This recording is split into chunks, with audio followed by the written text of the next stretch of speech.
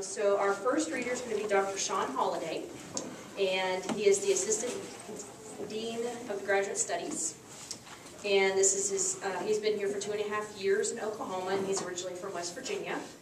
And he's going to be reading us some poetry this evening. I'm going to start with a poem that I wrote when I was living in London for about 6 months, and I was bored when I would come home in the evenings, tired from teaching.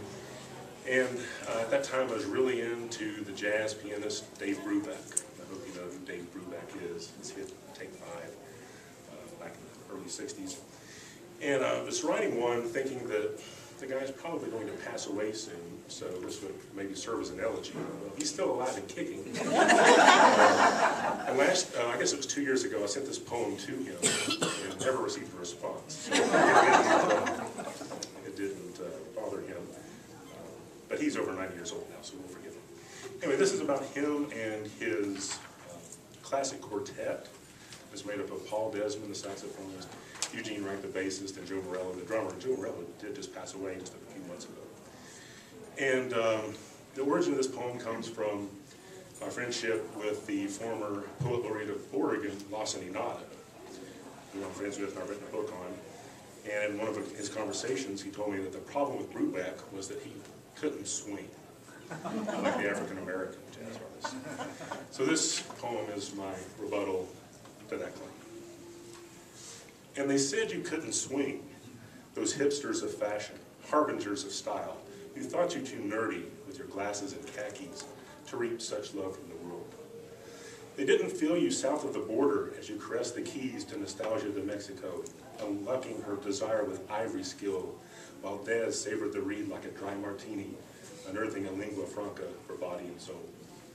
They didn't hear you turn rondo a la Turco blue, molding Mozart to a minor key colored by Eugene's tinctured plunking, samovar, salt, and fatback blended to the nines in a palette of suave sophistication, something new. They didn't see you hit New York, conquering Carnegie Hall despite the paper strike. You turned Broadway into bossa nova, casting a Portuguese tinge to Audrey style, while Morello's kaleidoscopic patter announced diverse seasons in Central Park, summers on the Sound. Those impressions you cast too easily, orchestrating counterpoint, trifling with time. What about your receding hairline?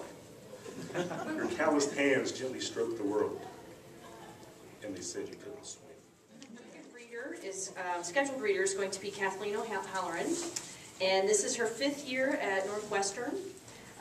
She said the first time that she read poetry in public, she was bribed with a cookie, and she will be reading her original poetry.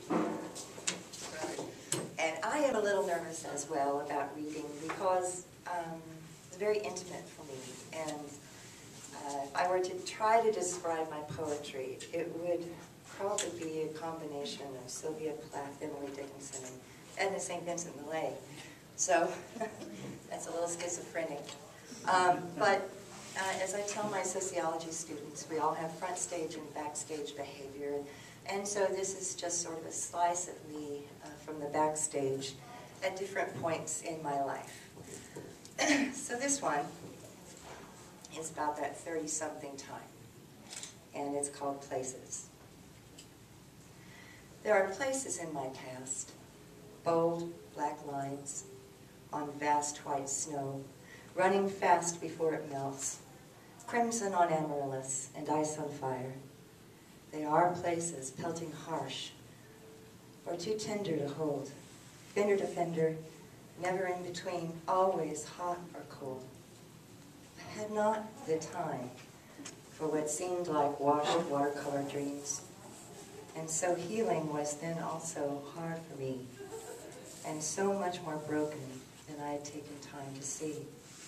So busied with my living strife, ignoring the question that now remains, for whom have I sustained these ways?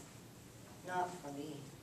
I have never won lasting joy or love freely given till death do us part. That is now so very clear to see.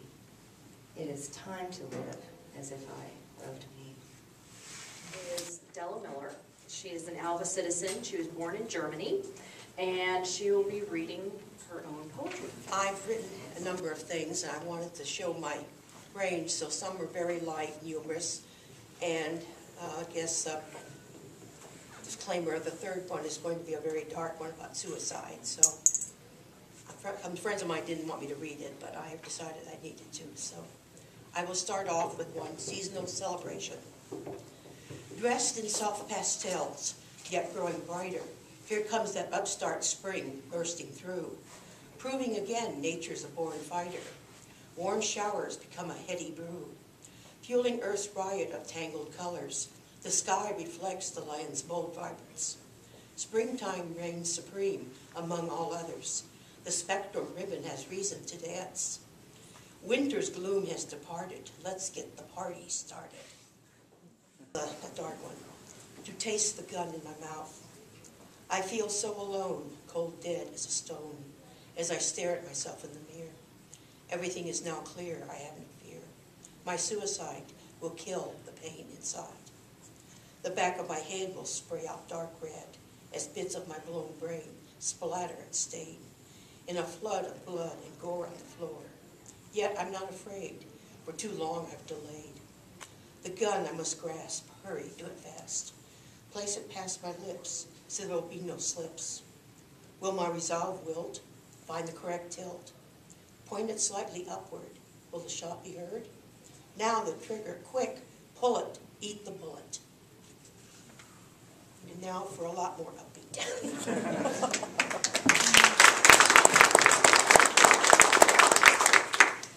Cracker crumbs in my cleavage. I was hungry that warm and humid night. Things were dim. I didn't turn on the light. Wearing just a thin, low-cut cotton gown, I ate cheese and crackers while lying down. All I wanted was a late-hour snack. What I got was an all-night itch attack. It was too dark to see the mess I paid. Discomfort till dawn, the high price I paid. I was up all night on a gritty siege, picking out cracker crumbs from my cleavage. Don't eat in bed, it was all my own fault.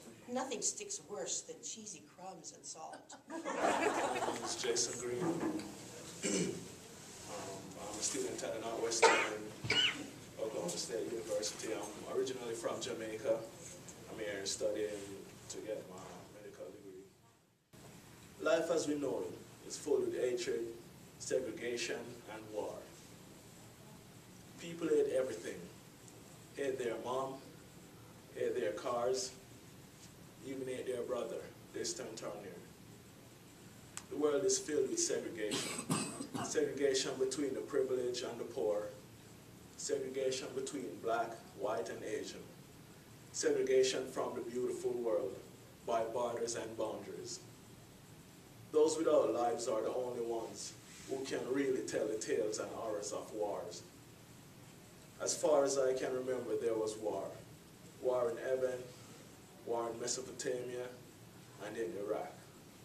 But why do we still fight after all these centuries? For our country, for oil, or because someone in office says to fight? But step back from the life and the system we know.